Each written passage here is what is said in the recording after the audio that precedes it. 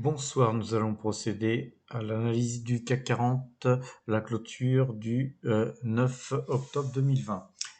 Donc le CAC 40 clôture avec plus 0,61% à 4911,94, avec un doji, une petite incertitude, mais au-dessus en fait des deux corps de ces bougies-là. Donc toujours acheteur, on reste acheteur puisque le parabolic SAR, le Directional Index Mouvement et la moyenne 2 jours, 12 jours restent bien orientés. Donc on va garder nos positions même si la hausse paraît faible, c'est quand même une hausse de plus et donc l'orientation a l'air de bien se profiler. On va rester donc dans ce sens.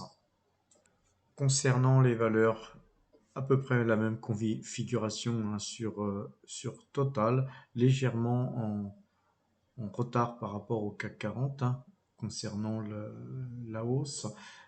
Effectivement, elle se retrouve dans le corps de la bougie ici, donc c'est pas super, mais ça reste acheteur. On va toujours conserver donc notre position. Je vous avais parlé aussi de Philips 66 sur le marché américain. Eh bien aujourd'hui on a une belle confirmation puisque la moyenne 2 jours, 12 jours croise, le parabolic SAR est acheteur ainsi que le Directional Index Mouvement. Donc je vous en avais parlé hier, il y a un beau chemin à faire sur cette valeur, sur les plus hauts qu'il y a eu dernièrement, qui étaient sur les 119 et quelques. On est à 53, elle a baissé de plus de 50% avant de se reprendre et puis de redescendre sur une zone là que je trouve, en fait, quand on regarde, on est pratiquement sur les plus bas de la crise Covid, donc on a retracé 50% de cette énorme baisse et aujourd'hui, en fait, on a retracé 50% de cette hausse. Donc je pense que maintenant, le temps est venu de reprendre un petit peu de poil de la bête. C'est une valeur que je verrai bien sur les 72. À peu près ce point-là. On va dire que dans les 70 déjà, si on l'achète à ce prix-là, effectivement, c'est un bon cours, je pense. Alors ensuite, on a BlackRock, la belle BlackRock, une très belle valeur.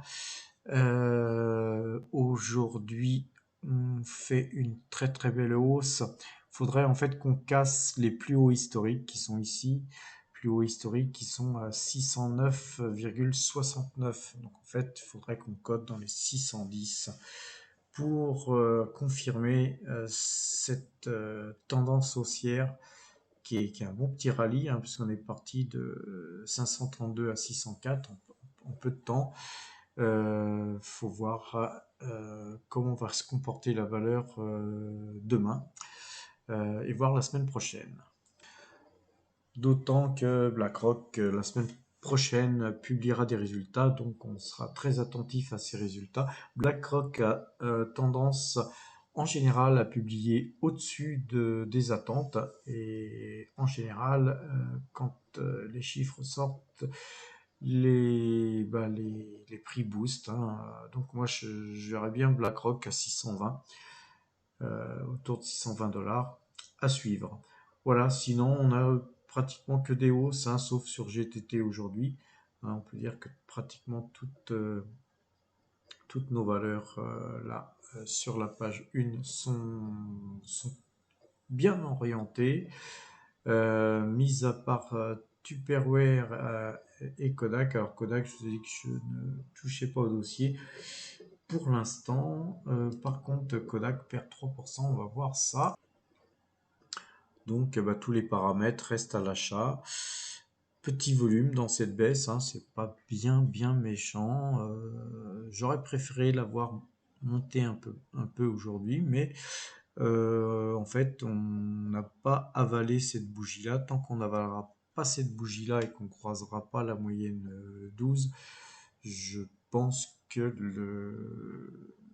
la situation est beaucoup plus acheteuse que vendeuse. Donc, je conseille toujours Tupperware LHA.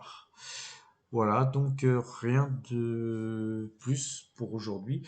Je vais vous souhaiter une bonne nuit puisqu'il est minuit 26 et ben, je vous dirai pas à demain puisque on est déjà aujourd'hui.